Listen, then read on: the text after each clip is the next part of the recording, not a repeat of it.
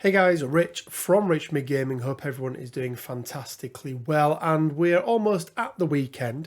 And this video has come about because I was doing a live stream the other day. We were doing a battle report with Quinn, and we used some terminology. And somebody in the chat asked the question of, "I don't know what that means. Can you tell me what it is?" And I think we were using the term wide, or maybe even bump, or something like that. But it was some terminology that has sort of appeared within various communities of Marvel Crisis Protocol that you'll hear both myself, other players, and indeed other content creators use.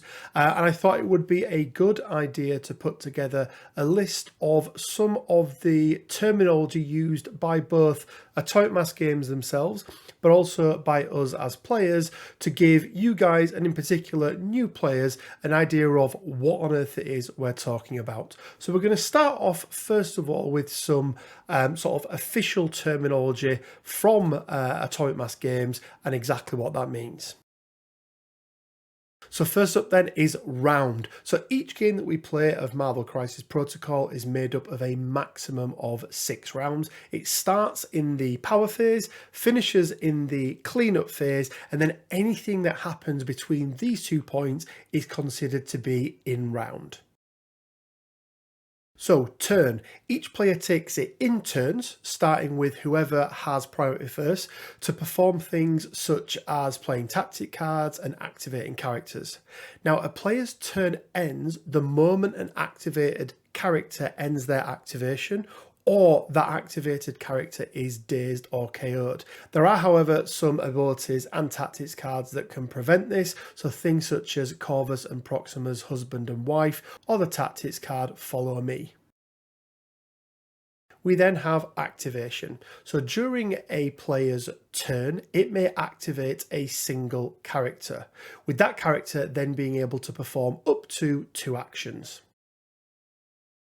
So, actions. There are 3 types of actions that every single character in the game has access to, and these are move, attack, and shake. Note that interacting with tokens and performing superpowers, unless otherwise specified, do not take up an action. So the roster is our deck of cards and characters that we've pre-selected to turn up to a game with. Right now in the new rules, it consists of 10 character cards plus any number of gems that you want to take, but those gems must be attached to specific characters. 10 tactics cards, remembering the rule of 2 for restricted cards, and lastly 6 crisis cards, 3 blue secure and 3 red extract. These are the characters and cards we are going to choose for a particular game once we know the crisis cards, the threat level that we're playing at, and which of us has priority. Threat refers to 2 things in this game, and it's both the points cost of each of the characters in the game, plus the number that is indicated on each of the individual crisis cards. Now the numbers on one of these crisis cards will then become the threat level for the game, giving us the maximum number of threat that we can take to the game as any one player. Affiliations are the various teams that we have in Marvel Crisis Protocol. Every affiliation has at least 1 leader, any number of characters that are part of the affiliation, and some tactics cards that they gain access to. Now, for a squad to be affiliated, it needs to have 51% or more of its characters from your chosen affiliation. Now, once you have this, you can then access the leadership ability if you've chosen to take one, and also any affiliated tactics cards that are bound to that team. Now, it's also worth noting that whilst non-affiliated characters in your squad can still access your leader's leadership ability, in most cases, they cannot utilize the team tactics cards that you have for that affiliation. Active, a term used to describe either a tactics card or a character's superpower that you must use within your turn.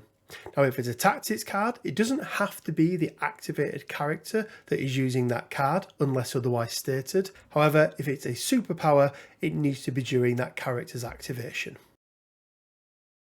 Reactive, another term used to describe either tactics cards or a character's superpowers. Tactics cards that contain the word reactive can be used typically outside of your own turn. Reactive superpowers can sometimes be used outside of your own turn, depending on what it is that power is doing. Innate superpowers are basically passive superpowers in the game. They really come in two forms at the moment. That is being immune to something, so Ghost Rider being immune to Hex, Incinerate and everything else, and then things such as Invulnerable and Flight. Now let's take a look at some commonplace terms used for abilities in the game that different characters have. Bodyguard is an ability or superpower that allows a character to take a hit for another nearby character. Charge is an active superpower that allows a character to move its full distance and then make an attack with only using one action. Hit and run allows a character to make an attack followed by its full move, again only using one action. Inurd. This is a reactive superpower that typically lets you spend one power to reduce the damage taken by one. Invulnerable is an innate superpower that reduces the damage taken by enemy effects, usually to a minimum of 1. There is, however, in the game one exception at the moment, which is Thanos. Bow, a superpower that advances an enemy short. Typically now in the game, these are being restricted to once per turn. Bump, a range 1 place named after the Midnight Sun's leadership ability. Taunt, a superpower or tactics card that forces your opponent to attack a particular model. Aggressive, a reactive trigger on a character's card that allows a character to move towards an enemy after it has been attacked. We see this on such characters as Crossbones and Sabretooth. Now let's take a look at some common terms that are used in the game that are not really sort of official MCP, but just ones that the community themselves have started using. A duo-affiliated roster is a roster that has the ability to pivot into 2 separate affiliations. Typically, you'll take 2 separate leaders, and a really good example of this is Wakanda into Black Order. Builder. A basic attack from a character that generates power. These usually come in 2 forms, a flat builder that just generates 1 power automatically, or a normal builder that will generate power equal to the damage dealt. A spender is a character's big move that is typically a signature move for the character. It will cost power to play and is sometimes, but not always, the best attack that a character has. Wide.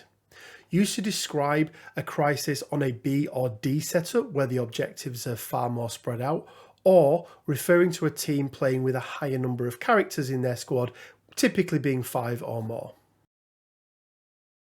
Tall.